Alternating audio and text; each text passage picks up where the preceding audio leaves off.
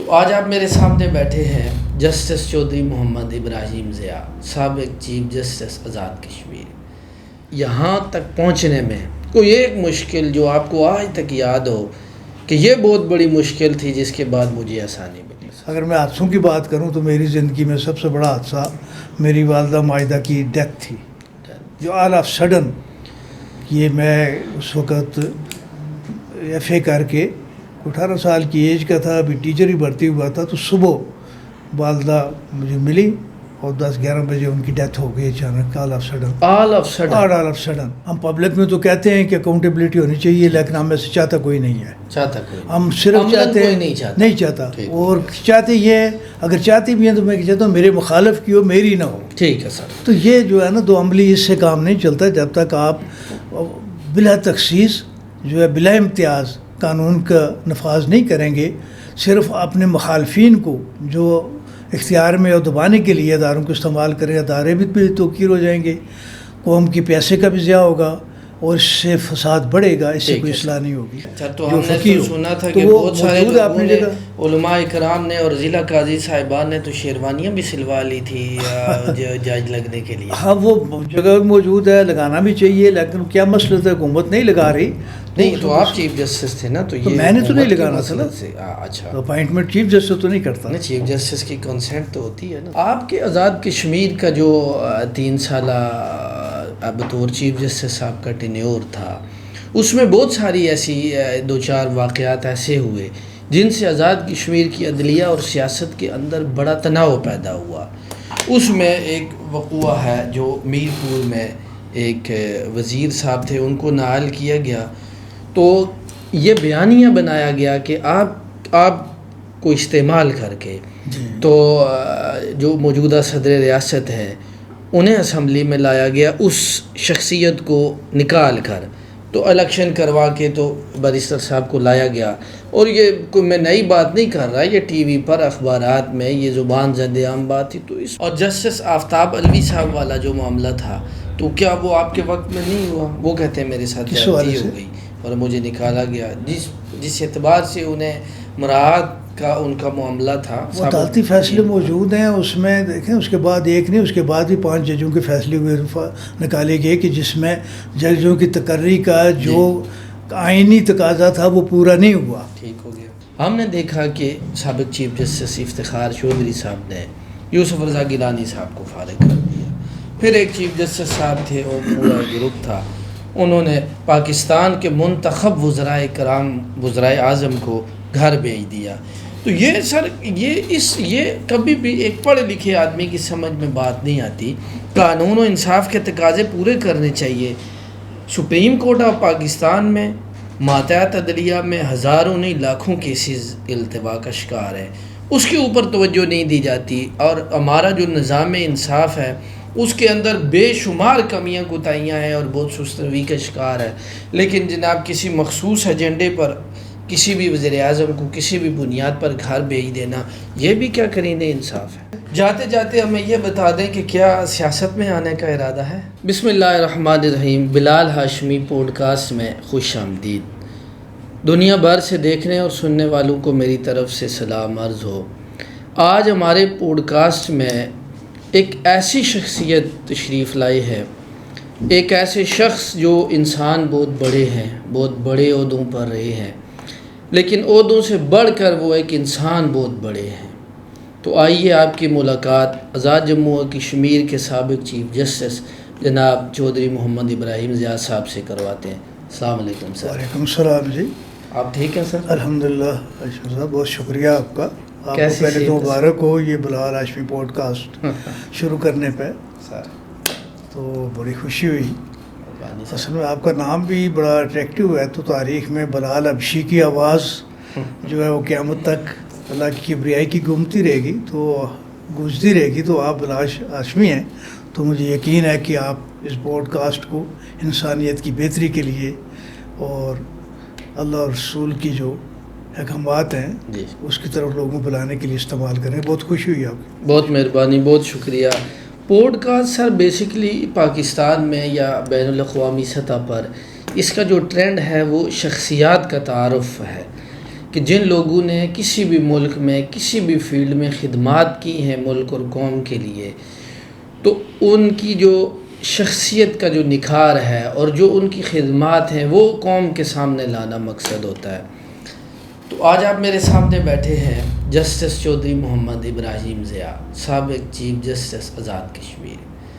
سر اپنے بارے میں پہلے بتائیے کہ بیسکلی کہاں سے ہیں، اپنا تعارف پہلے بتائیے۔ میں سب سے پہلے تو اس رب کائنات کا شکر گزار لاتا ہوں کہ جس کی توفیق سے یہ سب کچھ ممکن ہوا، اور اس کے بعد میرا خیال ہے کہ سب سے زیادہ اگر کوئی تحسین کے لائق ہے تو میرے والد محترم چودھری احمد مصری مرحوم، کہ جنہوں نے ساری زندگی تعلیم اور تعلم اور انسانی خدمت میں گزاری، اور ہمارا تعلق بنیادی طور پر بہت ہی پسماندہ علاقے سے تھا جہاں کوئی تعلیمی ادارہ نہیں تھا، لیکن میرے والد صاحب چونکہ اللہ تعالیٰ نے انہیں موقع دیا تھا برِ صغیر کی آزادی سے پہلے، pre partition S P college Srinagar سے انہوں نے گریجویشن کی، اور اس کے بعد اپنے ضلع میں جتنے بھی تعلیمی ادارے پسماندہ علاقوں میں تو یہ ان کے مرہون منت ہیں۔ تو سب سے پہلے تو میں ان کی درجات کی بلندی کے لیے اللہ سے دعا گو ہوں کہ انہوں نے ساری زندگی تعلیم کے لیے گزاری، اور یہ ان کی بصیرت اور ان کی وجہ سے میں بھی جو اللہ تعالیٰ نے موقع دیا۔ تو بنیادی طور پہ ہمارا علاقہ بتایا تھا وہاں تو پرائمری اسکول بھی نہیں تھا، تو ہم آپ اپنے علاقے کے بارے میں بتا رہے ہیں کہ پرائمری اسکول بھی نہیں تھا، تو والد صاحب نے شروع میں وہاں پہ ایک پرائیویٹ ٹیچر رکھ کے اسکول شروع کرایا۔ اچھا، یہ کب کی بات ہے سر؟ یہ تقریباً آپ سمجھے 1960 کی بات، 1960 کی، 60-61 کی جی۔ تو اس کے بعد پھر میں نے وہاں گاؤں سے تقریباً 4 کلومیٹر کے فاصلے پہ ایک سکول تھا، وہاں تک مڈل کی تعلیم حاصل کی، پھر میٹرک ہمارے گھر سے 30-25 کلومیٹر دور چکار ہائی اسکول سے میں نے 1970، اب جو ہٹیاں بالا میں جیلم ویلی، جی ہاں ہٹیاں بالا سب ڈویژن ہے مکان ہے، تو وہاں سے میں نے جو ہے میٹرک سال 1970 میں پاس کیا، پھر ڈگری کالج مظفر آباد سے میں نے انٹرمیڈیٹ اور گریجویشن بھی پنجاب یونیورسٹی سے کی، اور اس کے بعد میں کچھ عرصہ محکمہ تعلیم میں ٹیچر بھی سروس کی، وکالت سے پہلے اچھا ٹیچر بھی رہا میں، اور پھر میں نے پنجاب یونیورسٹی لاء کالج سے LLB کی، اور LLB کرنے کے بعد پھر میں 1 سال تقریباً پولیس ڈپارٹمنٹ میں پراسیکیوٹر انسپیکٹر بھی سروس کی۔ اچھا، پراسیکیوٹر انسپیکٹر بھی رہے؟ جی ہاں، پولیس میں 2-3 نوکریاں کی۔ ہاں، تو وہ میرے والد صاحب جو کہ مذہبی آدمی تھے، تو وہ ایک دفعہ وہاں میرے آفس میں آئے، دیر کوٹ میں پراسیکیوٹر انسپیکٹر تھا، تو انہوں نے وہ میرے شہر میں، آپ کے شہر تو وہ دیکھی تو گھر پہنچی، تو انہوں نے کہا بھائی اسے استعفیٰ دے دو۔ اچھا، ہاں، تو ان دنوں جو کہ پراسیکیوشن کی برانچ الگ ہونے اور اپ گریڈ ہونے کا ایک چل رہا تھا سلسلہ، تو کچھ دن تو میں نے برداشت کیا، ادھر ٹال مٹول کی کوشش کی، لیکن آخر نے سختی سے کہا۔ تو مجھے یاد آتا ہے کہ 30 اپریل 1980 کو میں نے پھر اسے استعفیٰ دے دیا والد صاحب کے اصرار پر، اور اس کے بعد وکالت شروع کر لی۔ اور پھر وکالت کب شروع کی؟ میں نے تقریباً اپریل 1980 میں، 1980 میں، سال ایک پہلے میں نے LLB کرنے کے بعد بھی شروع کی تھی، بعد میں پھر ادھر۔ ٹھیک۔ تو پھر یہ جی اتفاق تھا کہ 21 سے 28 مئی تک میں والد صاحب کے ساتھ رہا، اور 28 مئی 1980 کو ان کی ڈیتھ ہو گئی۔ اللہ تعالیٰ ان کی مغفرت کرے۔ تو اس کے بعد پھر اللہ تعالیٰ نے وکالت میں مشکلات بھی دیکھیں، لیکن اللہ کا فضل تھا کہ استقامت کے ساتھ تو اپنے علاقے میں، اپنے شہر میں، آزاد کشمیر میں وکالت میں بھی اللہ نے موقع دیا، لوگوں کی خدمت کا بھی، اور اپنے پروفیشن میں ایک شناخت بھی اللہ نے عطا کی، تو اللہ کا بڑا کرم رہا اس طرح۔ اچھا سر، اب چونکہ آپ کا تعلق چونکہ بطور جج اور چیف جسٹس کے طور پر ہے، تو عدلیہ میں کب آئے بطور جج؟ جی، بطور جج میں یہ 3 اپریل 2010 کو سپریم کورٹ میں، ڈائریکٹ سپریم کورٹ میں بھی، جی، اس وقت میں پہلے ایڈوکیٹ جنرل تھا۔ ٹھیک۔ تو پھر اس کو اچھا سر، ایسے ہے کہ اللہ تعالیٰ نے اتنے مناسب سے آپ کو نوازا، اور آج میں اپنے دیکھنے والوں کو یہ بتا رہا ہوں کہ آپ وکالت سے پہلے بھی 2-3 سرکاری نوکریاں کر چکے تھے، لیکن اللہ تعالیٰ نے آپ سے حقیقی معنوں میں جو خدمت لینی تھی قانون اور انصاف کے لیے، پھر اللہ تعالیٰ نے آپ کو وکیل بنایا اور جج بنایا۔ سر، ہر ایک جو بڑی شخصیت ہے، کسی چاہے وہ سیاستدان ہے، صحافی ہے، جج ہے، بیوروکریٹ ہے، کہیں نہ کہیں کسی نہ کسی جگہ پر کوئی نہ کوئی مشکلات کا سامنا تو وہ کرتا ہے۔ تو ایسی کوئی مشکل جو آپ کے، کوئی ایک ایسی مشکل آپ آج عوام سے شیئر کریں، دیکھنے والوں سے، کہ یہاں تک پہنچنے میں کوئی ایک مشکل جو آپ کو آج تک یاد ہو کہ یہ بہت بڑی مشکل تھی جس کے بعد مجھے آسانی ملی۔ اللہ تعالیٰ نے دیکھیں انسان کو مشقت میں پیدا کیا ہے، اللہ نے کہا جی جی، تو ہر انسان کی زندگی میں مشکلات تو ہوتی ہیں، ٹھیک ہو گیا، مشکلات کے بغیر تو کوئی چارہ نہیں ہے۔ ٹھیک۔ اب آپ ان مشکلات کو، ایک تو انسانی زندگی کے حادثے ہوتے ہیں، ٹھیک ہو گیا سر۔ اگر میں حادثوں کی بات کروں تو میری زندگی میں سب سے بڑا حادثہ میری والدہ ماجدہ کی ڈیتھ تھی، جو آل آف سڈن، یہ میں اس وقت ایف اے کر کے 18 سال کی ایج کا تھا، ابھی ٹیچر ہی بھرتی ہوا تھا، تو صبح والدہ مجھے ملی اور 10-11 بجے ان کی ڈیتھ ہو گئی اچانک، آل آف سڈن۔ تو یہ میری زندگی کا بہت بڑا ایک صدمہ تھا، تو باقی اللہ نے حوصلہ بھی دیا، اللہ نے کرم کیا، تو لیکن ماں کی جو جدائی ہے یقیناً وہ بہت بڑی ہوتی ہے۔ سر، آپ ایڈوکیٹ جنرل آزاد کشمیر رہے تو کس کی سفارش تھی؟ کس سیاسی جماعت کی سفارش یا وہ کی وجہ سے آپ ایڈوکیٹ جنرل بنے؟ میں نے اس وقت میں مسلم کانفرنس جوائن کی تھی، جی، تو صدر اس وقت مسلم کانفرنس کے سردار عتیق خان تھے، جی، تو وزیر اعظم فاروق حیدر خان تھے، تو مجھے نہیں معلوم کس نے سفارش کی، مجھے تو وزیر قانون عبدالرشید عباس صاحب تھے، تو ایک دن وہ ہم چونکہ ساتھ ہی میرے ساتھ رہتے تھے، مسجد سے نکلے جی، تو مجھے کہنے لگے جی ہم نے آپ کی کچھ ذمہ داری لگانی ہے، تو میں نے کہا جی مجھے نہیں معلوم کیا ذمہ داری لگانی۔ اچھا سر، تو آپ یہ بتا رہے ہیں کہ صدر مسلم کانفرنس سردار عتیق احمد خان ہو یا مسلم کانفرنس کی حکومت میں آپ ایڈوکیٹ جنرل لگے، لیکن آپ کی کوئی سفارش نہیں تھی یا آپ نے کوئی کوشش نہیں کی آپ میرٹ پر ایڈوکیٹ جنرل لگے؟ میں نے اب بتایا، میں نے کوئی کوشش نہیں کی، نہ کوئی درخواست دی، نہ کسی کو کہا کہ لگائیں۔ سر سمپل پھر یہ کس طرح ہو گیا کہانی آپ کو بتائی کہ وزیر قانون صاحب ملے، انہوں نے کہا آپ کی ذمہ داری لگانی ہے جی تو آپ کی اجازت ہو، یہ ان کے الفاظ تھے، آپ اگر ویلنگ ہوں جی، تو میں نے کہا ٹھیک ہے۔ تو باقی میرا کوئی، آپ اگر آزاد کشمیر کی آپ دیکھیں جو نظام ہے وہاں پہ، تو اس طرح فاروق حیدر صاحب بھی جس قبیلے سے میں ہوں، اس طرح کی کوئی سفارش کوئی اس طرح کی نہیں بنتا، تو اس کو آپ جو سمجھے میرٹ کہیں، ان کا چوائس کہیں تو میں چونکہ ہر آدمی میرٹ ہی کہتا ہے، تو آپ نے منہ سے کہنا اچھا نہیں لگتا کہ میرٹ پر نہیں۔ میری یہ گزارش ہے نا سر کہ دیکھیں، اگر آپ نے کسی سے ریکویسٹ نہیں کی، گزارش نہیں کی، عہدے کا تقاضا نہیں کیا، ایڈوکیٹ جنرل لگ گئے اور چند ماہ بعد یا تھوڑے عرصے بعد آپ، لیکن اس سے پہلے میں بتاؤں، میں جی جنرل کیانی تھے اس وقت مری میں جی او سی تھے، تو میرے پاس دفتر میں وکالت کر رہا تھا کہ ایک آرمی کے آفیسر آئے جی یا آپ ہمارے دفتر آئے ملے۔ میں نے کہا جی میرا تو آپ کے دفتر کوئی کام نہیں ہے جناب، تو آپ نے اگر کام ہے تو میرے دفتر آ جائیں۔ تو وہ کہنے لگے کہ جی ہم نے جی ایس صاحب کو آپ کو ملانا ہے مری۔ میں کہا یار میرا کوئی کام نہیں آپ کو ملانا ہے۔ تو بعد میں وہ مظفر آباد آئے تو انہوں نے کہا جی ہم آپ کو چیف پراسیکیوٹر لگانا چاہتے ہیں۔ تو اچھا سر، ویسے احتساب بیورو میں نہیں، لیکن ایک بات ہے سر کہ تو جی او سی مری کا کیا کام تھا کہ وہ کسی کو کہہ رہا ہے کہ میں نے آپ کو چیف پراسیکیوٹر لگانا؟ جو جی سی مری جو تھے نا وہی سارے آزاد کشمیر کے معاملات جتنے تھے، تو یا مشرف دور کی بات کر رہے ہیں؟ جی مشرف دور بالکل ٹھیک ہے، کیونکہ اس وقت جو ہے وہ اقتدار ایک ہی شخص کے پاس تھا اور ڈکٹیٹرشپ تھی، اور انہوں نے آپ سے کہا کہ ہم آپ کو چیف پراسیکیوٹر، تو پھر آپ لگ گئے؟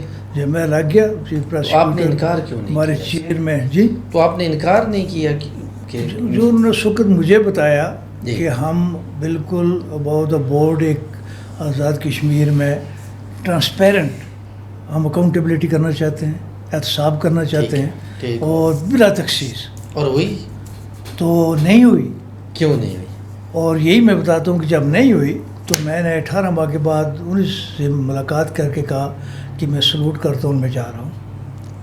آپ یہ کہہ رہے ہیں کہ جو اس احتساب وقت نہیں بلکہ ہوا تو 18 ماہ بعد آپ نے استعفیٰ دے جی دیا؟ میں نے استعفیٰ دے دیا۔ اور بالکل چیئرمین جنرل کون تھے؟ کیانی صاحب اس وقت چیئرمین کون تھے ڈی سر؟ ایم جی تعینات تھے آپریشن میں، یہاں آئے ان سے ملاقات کی، دیکھا جی آپ نے بتایا تھا یہ ہونا ہے، کچھ بھی نہیں ہو رہا، تو میں بیٹھ کے میں تنخواہ کے لیے نہیں بیٹھ سکتا میں۔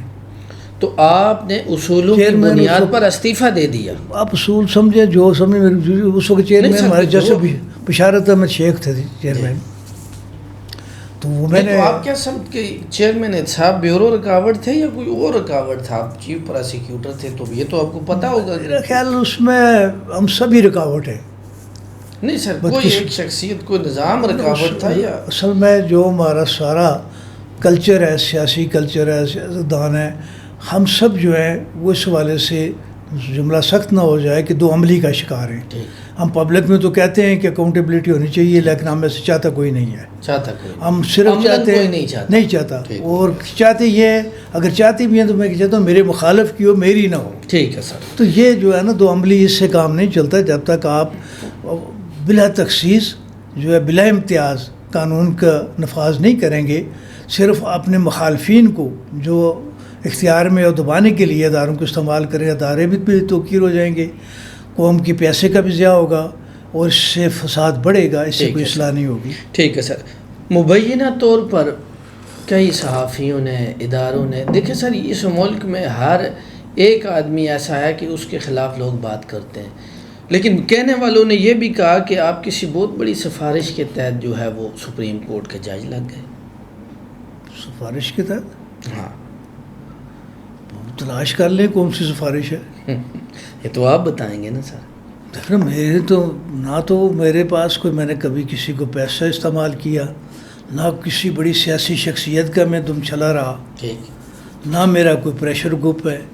ایک پروفیشنل آدمی تھا، وکالت کرتا تھا، وکالت میں اللہ نے مجھے عزت دی، شناخت دی، اور وہ بھی شناخت دی جو سب سے اہم شناخت مجھے دی کہ 1992 میں آزاد کشمیر اسمبلی نے ایک قانون پاس کر دیا، regularisation of civil servant act, کہ سینکڑوں لوگ جو ہے بلا میرٹ کے تعینات کر کے ان کو مستقل ملازم کرنے کے لیے قانون پاس کر لیا۔ وہ قانون چیلنج کیا ہم نے عدالت میں، میں وکیل تھا، اور اللہ تعالیٰ نے میں سرخرو کیا، اور وہ عدالتوں نے اس قانون کو منسوخ کیا، اور تقریباً 500 سے زیادہ گزٹڈ پوسٹوں پہ جو لوگ گئے بغیر میرٹ کے لے کے تو فارغ ہوئے۔ تو اس کیس کی وجہ سے مجھے اللہ نے پروفیشن میں آزاد کشمیر میں اپنی ایک شناخت دی۔ تو آپ یہ کہہ رہے ہیں کہ کوئی سفارش نہیں تھی، کوئی پیسہ نہیں تھا، کوئی پریشر گروپ دباؤ نہیں تھا، خالصتاً جو ہے وہ میرٹ پر آپ سپریم کورٹ کے جج لگ گئے؟ اب میں اپنے منہ سے میرٹ کی بات میرٹ سے نہیں کہتا کہ پروفیشن میں بہت اچھے اچھے لوگ ہیں، مجھ سے قابل لوگ بھی موجود ہیں۔ اب یہ جن لوگوں نے سلیکٹ کرنا ہوتا ہے ان کے ذہن میں۔ آپ سر چیف جسٹس کتنا عرصہ رہے آپ؟ میں 3 سال۔ 3 سال آپ نے؟ تو 3 سالہ جو آپ کا بحیثیت چیف جسٹس صاحب کا دور تھا، اس پر آپ مطمئن ہیں؟ دیکھیں مطمئن پوری تو نہیں کہہ سکتا، لیکن میں اللہ کا شکر ادا کرتا ہوں کہ جو میرے بساط میں تھی، میرے ساتھی جج صاحبان تھے، وکلاء کے تعاون سے ہم نے بہت سی بہتری لانے کی کوشش کی۔ کوئی اصلاحات عدلیہ اس میں پہلی اصلاح تو یہ ہے کہ اللہ تعالیٰ نے ہمیں توفیق دی کہ میرے دور میں، اور اب بھی بہتر صورتحال ہے، سپریم کورٹ میں کوئی پرانا کیس زیر التوا نہیں تھا، اور یہ بات میں آج نہیں کہہ رہا، میں نے مظفر آباد پریس کلب میں بطور چیف جسٹس جا کی، میرپور بھی کہی کہ اگر سپریم کورٹ میں کوئی آدمی اس بات سے متاثر ہوا کیس سنا نہیں جا رہا تو میں ذمہ دار ہوں۔ تو اللہ کے فضل سے اس وقت سپریم زیر التوا جو کیسز تھے وہ جلدی سنے گئے، ختم سارے، جو رواں کام تھا جو ماتحت عدلیہ میں ہزاروں آپ کے اس کی بہت اس پہ بھی ہماری 2-3 آپ دیکھ لیں گے جو ہم نے فیصلے بھی دیے، ان کو پابند بھی کیا، ٹائم شیڈول بھی دیا کہ اتنے عرصے کے اندر فیصلہ کریں. پھر اسی دوران جوڈیشل پالیسی مرتب کی گئی اور judicial policy making act Azad Kashmir نافذ ہوا. اور اسی طرح آزاد کشمیر میں ایک بہت بڑا لوگوں کے لیے مسئلہ تھا کہ شریعت کورٹ کے پاس جو اختیارات تھے، اور شریعت کورٹ کے جج جو ہوتے تھے وہ ہائی کورٹ کے جج نہیں ہوتے تھے، اور لوگوں کو مل کے بڑا مسئلہ تھا کہ وہ ہائی کورٹ والا جج شریعت کورٹ کے کیس نہیں سن سکتا. تو اس سے لوگ بڑے، تو وہ ایک ایکٹ جو ہے اسمبلی سے پاس کرا کے سارے ججز ہائی کورٹ کو شریعت کورٹ کے اختیارات جج بنایا گیا، تو اس سے لوگوں کو بڑی آسانی ہوئی. اچھا، یہ اسی آپ کے سوال گفتگو میں میرا یہ سوال تھا کہ کیا مجھے تھوڑی میری شاید مجھے یاد صحیح نہیں آ رہا، آپ میری درست فرمائیے گا کہ کیا ایسا نہیں تھا کہ ایک عالم جج کا تقرر جو ہے وہ ہائی کورٹ میں کیا جا رہا تھا؟ جی یہ آپ نے، میں اسی بات کر رہا ہوں کہ یہ تو ہوا یا نہیں ہوا؟ نہیں تو ہوا. یہ فیصلہ ہم نے سپریم کورٹ میں کیا. میرا لکھا ہے کہ ہم نے کہا کہ آزاد کشمیر کے عدالتی نظام میں ایک مخصوص عدالت کی ضرورت نہیں ہے. آپ شریعت کورٹ کو اگر کہتے ہیں کہ عدالت ہونی چاہیے تو پھر اس عدالت کی خصوصیات کے مطابق اس کا جج بھی ہونا چاہیے، اور وہ جج پھر آپ کو کم از کم فقیہ قسم کا عالم جج جو ہے وہ اس کا ہم نے اس میں لکھا کہ اگر آپ نے شریعت کورٹ الگ سے بنانی ہے تو اس کے لیے ایک عالم جج کی تعیناتی ضروری ہے. تو ہم نے تو سنا تھا کہ بہت سارے لوگوں نے، علماء اکرام نے اور ضلع قاضی صاحبان نے تو شیروانیاں بھی سلوا لی تھی جج لگنے کے لیے. ہاں وہ جگہ موجود ہے، لگانا بھی چاہیے، لیکن کیا مسئلہ تھا حکومت نہیں لگا رہی. نہیں تو آپ چیف جسٹس تھے نا، تو یہ میں نے تو نہیں لگانا تھا نا. اچھا، اپوائنٹمنٹ چیف جسٹس تو نہیں کرتا نا. چیف جسٹس کی کنسنٹ تو ہوتی ہے نا. کنسنٹ اگر کوئی ہم سے ایک پینل مانگے گا، کہے گا تو ہم بھیجیں گے. تو ہمارا حکومت نے آپ سے مانگا ہی نہیں، آپ سے حکومت نے مانگا ہی نہیں. آج تک میں تو چلا گیا، اس کے بعد بھی اب 5 سال ہو گئے، اب بھی نہیں مانگا. ابھی تک وہ جو اپوائنٹمنٹ ہوا چیف. ٹھیک ہے سر. اچھا، آپ کے جو 3 سالہ، میرا خیال ہے کہ اس سے کوئی بڑا عدالتی نظام میں فرق نہیں پڑتا. ٹھیک، کیونکہ عام جو روٹین کے مقدمات ہیں، شریعت کورٹ کے جو ہے وہ باقی عام قانون کے تحت اختیارات جو ہیں وہ سارے ججز کو حاصل ہیں. تو اس کی بہت بڑی کہیں جو ہمیں ضرورت پڑتی ہے جب کوئی بہت بڑا فقہی مسئلہ شرعی اعتبار سے کوئی آ جائے. آگے آپ کے آزاد کشمیر کا جو 3 سالہ بطور چیف جسٹس صاحب کا ٹینیور تھا، اس میں بہت ساری ایسی 2-4 واقعات ایسے ہوئے جن سے آزاد کشمیر کی عدلیہ اور سیاست کے اندر بڑا تناؤ پیدا ہوا. اس میں ایک وقوع ہے جو میر پور میں ایک وزیر صاحب تھے، ان کو نااہل کیا گیا. تو یہ بیانیہ بنایا گیا کہ آپ کو استعمال کر کے تو جو موجودہ صدر ریاست ہیں انہیں اسمبلی میں لایا گیا، اس شخصیت کو نکال کر تو الیکشن کروا کے تو بیرسٹر صاحب کو لایا گیا. اور یہ کوئی میں نئی بات نہیں کر رہا، یہ ٹی وی پر اخبارات میں یہ زبان زد عام بات تھی. تو اس پر آپ کیا لوگوں کی حق ہے جو مرضی رائے قائم کریں. تو موجودہ صدر صاحب کے متعلق جو بات کہہ رہے ہیں تو شاید میرے ان سے کوئی اتنے اچھے تعلقات پہلے بھی نہیں رہے. اس واقعے سے پہلے ایک دفعہ کنٹیمپٹ آف کورٹ میں سپریم کورٹ میں پیش ہوئے، تو شاید میں واحد جج تھا جو بہت سختی سے ان سے پیش آیا. انہوں نے بہت میں گلہ بھی لوگوں سے کیا کہ مجھے تو اعظم خان چیف جسٹس تھے، انہوں نے اتنی سختی نہیں کی، اور جج نے بڑی سختی کی مجھ پہ. تو قطعاً میرا کسی سے کوئی ذاتی تعلق تھا، نہ کسی کو فائدہ نقصان پہنچانے کی بات تھی. تو میرے نزدیک ایک ہی بات تھی کہ آزاد کشمیر میں قانون کی عملداری بلا تخصیص ہونی چاہیے. اچھا سر، بحیثیت چیف جسٹس آزاد کشمیر کوئی آپ یہ سمجھتے ہیں بطور سابق چیف جسٹس کہ جو سول ججز ہیں یا جو ہائی کورٹ اور سپریم کورٹ میں ججز بھرتی ہو رہے ہیں، یہ لوگ میرٹ پر بھرتی ہوتے ہیں؟ زیادہ تر میرٹ پر بھرتی ہوتے ہیں. زیادہ تر. تو کیا سر، یہ تو ایک عام آدمی کو بھی پتہ ہے کہ جو سیاسی جماعتیں اقتدار میں آتی ہیں تو وہ چاہے عدلیہ ہو، چاہے وزارتیں ہوں، چاہے وہ مختلف جیسے ترقیاتی ادارات ہوتے ہیں، ان میں اپنے لوگوں کو لگاتے ہیں. تو ایسے میں اگر کوئی آدمی یہ سوال کرتا ہے کہ فلاں جج صاحب جو ہیں وہ فلاں سیاسی جماعت کی وجہ سے لگے ہیں، تو اس کو کیسے ڈیفینڈ کیا جائے گا؟ گزارش یہ ہے کہ سیاسی جماعت کا رکن ہونا بنیادی حق ہے ہر ایک ذات شہری کا، اور اس پہ عدالتوں کی دنیا ساری میں اصول موجود ہے. کسی سیاسی جماعت کا کارکن ہونا اس کی ڈسکوالیفیکیشن نائل ہی نہیں ہے.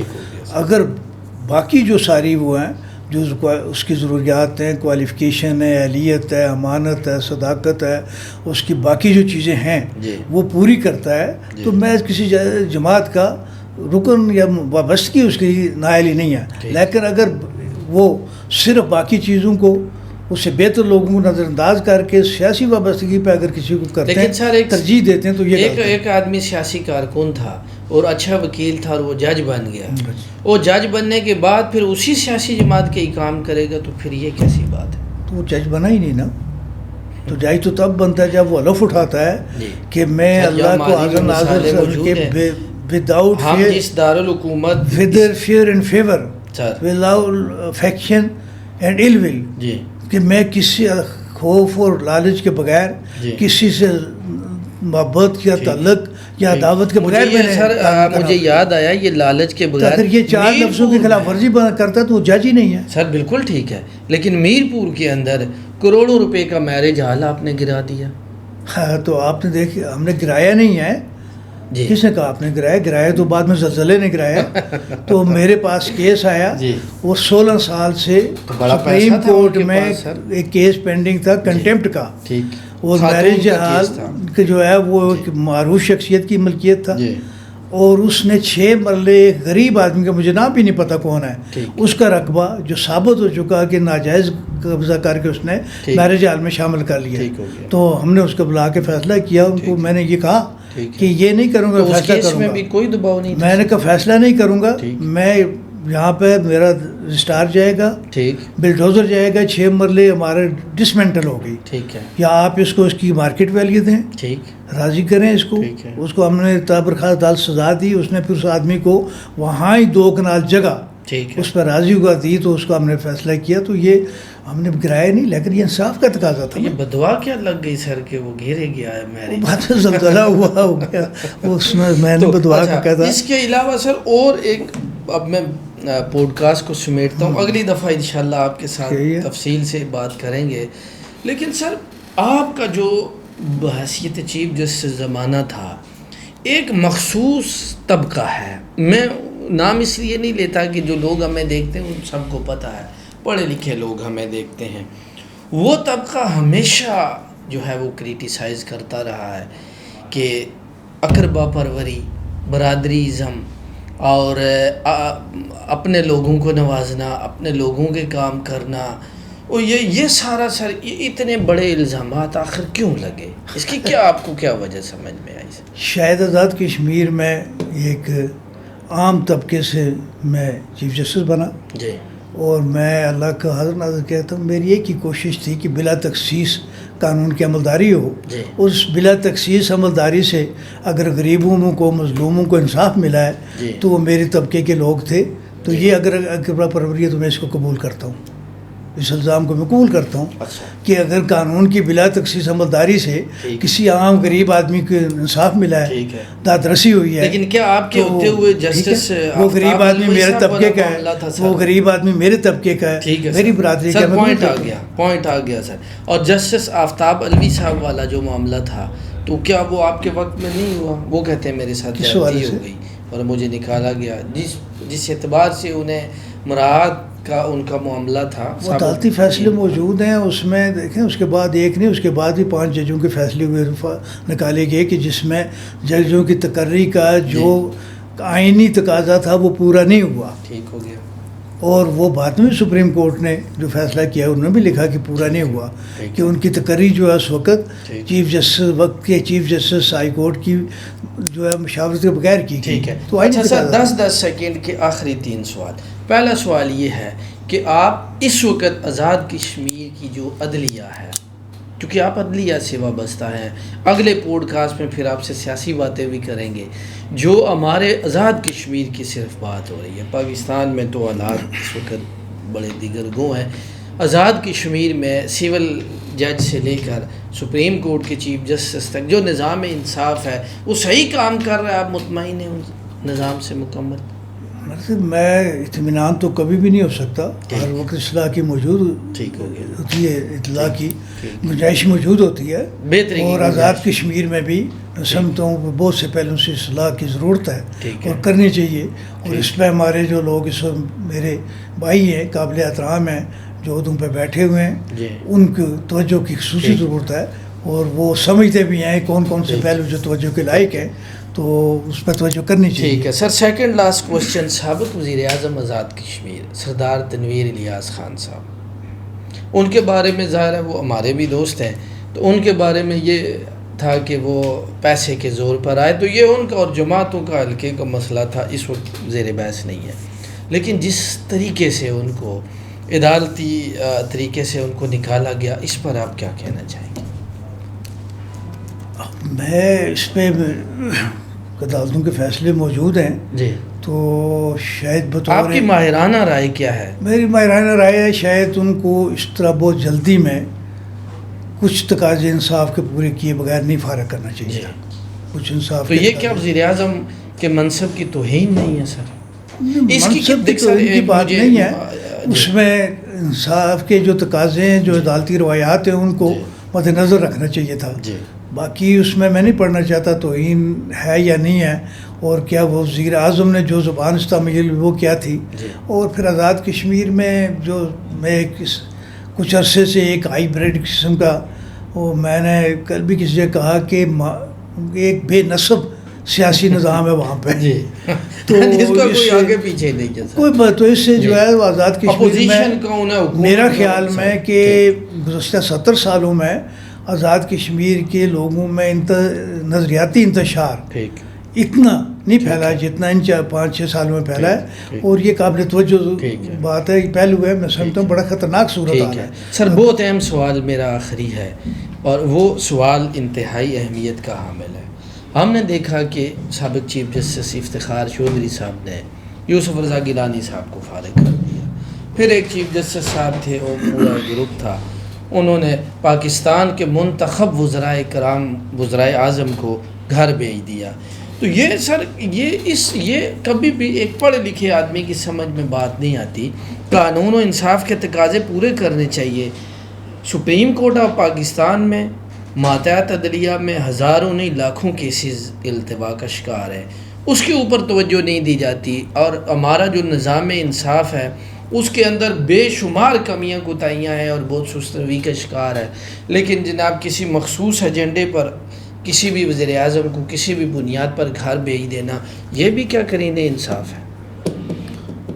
میں آزاد کشمیر میں رہتا ہوں، تو آپ آزاد کشمیر میں رہتے ہیں، لیکن آپ چیف جسٹس رہے نا سر، تو قانون تو ایک ہی ہے، پاکستان کی سپریم کورٹ۔ فرق ہمارے اور آئین میں بہت سے یہاں پر فرق بھی ہے، ہم شاید اس طرح کی خود مختار ریاست ابھی نہیں ہے، یہ خود اسلامی جمہوریہ پاکستان ہے، تو یہاں پہ جن خدشات کا آپ نے اظہار کیا، میرا ایک ہی ہے کہ ہم سب کو، صرف عدلیہ ہی نہیں، سیاستدانوں کو بھی، باقی قومی سلامتی کے اداروں کو، سب کو اپنے لیے، اس قوم کے لیے، قوم کے بچوں کے مستقبل کے لیے، اس ملک کے لیے، سب کو آئینی دائرہ کار کے اندر رہنا چاہیے، اور جو ہم نے کہیں باہر پھیلائے ہیں وہ سمیٹ لینے چاہیے، اور سب کو آئینی حدود کے اندر آ جانا چاہیے، اسی میں ہم سب کی فلاح و بہتری ہے۔ اور اس میں اگر ہم گفتگو کریں تو شاید عدلیہ کے ساتھ اور بہت سے اداروں کا نام آئے، اور بہت سے پہلو سے ہمیں قابل اصلاح جو چیزیں نظر آئیں، تو میں صرف اتنا ہی کہوں گا کہ کشمیری اور پاکستانی ہونے کے ساتھ، چونکہ میں اپنے آپ کو پاکستانی بھی سمجھتا ہوں، کہ ہم سب کو ضرورت ہے اس وقت کہ ہم جو ہے۔ اچھا سر، آپ نے اس پر بات کی کہ میں چونکہ آزاد کشمیر سے تعلق رکھتا ہوں، آپ نے جواب دینے سے تھوڑا سا گریز بہرحال کیا ہے، تو ٹھیک ہے، پھر آخری 10 سیکنڈ میں آپ یہ بتا دیں کہ آپ آزاد کشمیر سے تعلق رکھتے ہیں، آزاد کشمیر میں آج کل ایک معاملہ ہے جسے کہتے ہیں عوامی ایکشن کمیٹی، جو آزاد کشمیر کے عام آدمی کے لیے آواز اٹھا رہی ہے، اور ان کے آئے دن احتجاج بھی ہو رہے ہیں، ان کے مسائل بھی حکومت کے ساتھ دن بدن بڑھ رہے ہیں۔ 29 سپٹمبر سے آپ نے غور سے میری بات نہیں سنی، میں نے جو پہلے کہا ہے کہ کچھ عرصہ سے آزاد کشمیر میں جو بے نصب سیاسی، سر میں براہ راست عوامی ایکشن کمیٹی کا میں اسی کی بات کر رہا ہوں، عوامی ایکشن کمیٹی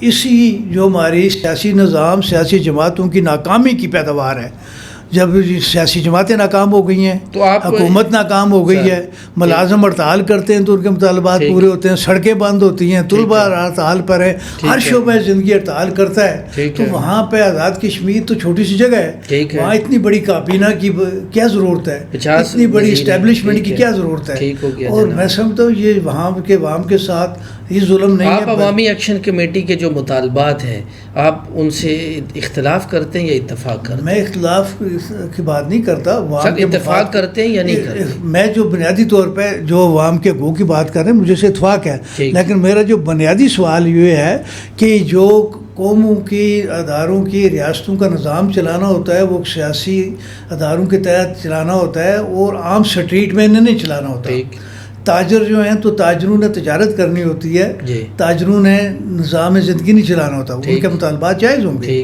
عوامی مفاد میں لیکن یہ کام اس لیے ہوا کہ ہماری حکومت ناکام ہوئی ہمارے ادارے ناکام ہوئے تو آپ کا یہ خلاصہ ہے سر کہ جو آزاد کشمیر کی حکومت ہے اس کے اداروں کے فیلئر کی وجہ سے عوامی ایکشن کمیٹی وجود میں آئی ہے ٹھیک ہے جاتے جاتے ہمیں یہ بتا دیں کہ کیا سیاست میں آنے کا ارادہ ہے نہیں میرا کوئی ارادہ نہیں کوئی سیاست میں آنے کا اللہ نے زندگی دی پتہ نہیں کتنی ایک ہے تو جو اس کے شکرانے کے طور پہ باقی معاشرے میں کوئی بہتری کا کام وہ سوچیں گے سیاست پہلے سے بہت سیاستدان موجود ہیں اور سیاست بڑا جان جوکھوں کا کام ہے اور ہم دعا گو ہیں جو ہمارے سیاستدان ہیں اللہ ان کو بہتری کی اس قوم کی خدمت کی اصلاح کی توفیق دے اور ہمارے لیے بہتری ہو اور بالخصوص ریاست جموں کشمیر کی آزادی ہمیں نصیب ہو اور جو اس طرف ہمارے مظلوم بھائی ہیں اور ان کا ہمیں خیال رکھنا چاہیے کہ اگر کم از کم اپنا نہیں تو ان کے مصائب کا خیال رکھتے ہوئے ہم یہاں کی اصلاح کریں اور تاکہ ان کی آزادی کے لیے یہاں سے بہتر کوئی پیغام جا سکے. خواتین و حضرات آپ نے دیکھا سابق چیف جسٹس آزاد جموں و کشمیر جسٹس چودھری محمد ابراہیم ضیاء صاحب تشریف لائے اور آج کچھ دو چار موضوعات پر ہم نے بات کی. ہم انشاءاللہ آئندہ دوبارہ آنے والے چند دنوں میں چیف صاحب کو دعوت دیں گے کہ وہ تشریف لائے اور اپنے جو زرعی خیالات ہیں اور اپنی زندگی کے جو تجربات ہیں ان سے ہمیں استفادہ کرنے کا موقع دیں. تو بہت شکریہ سر آپ تشریف لائے. انشاءاللہ آئندہ بھی آپ کو زحمت دیں گے. انشاءاللہ اللہ آپ کا اور ہمارا حامی و ناصر ہو. Thank you.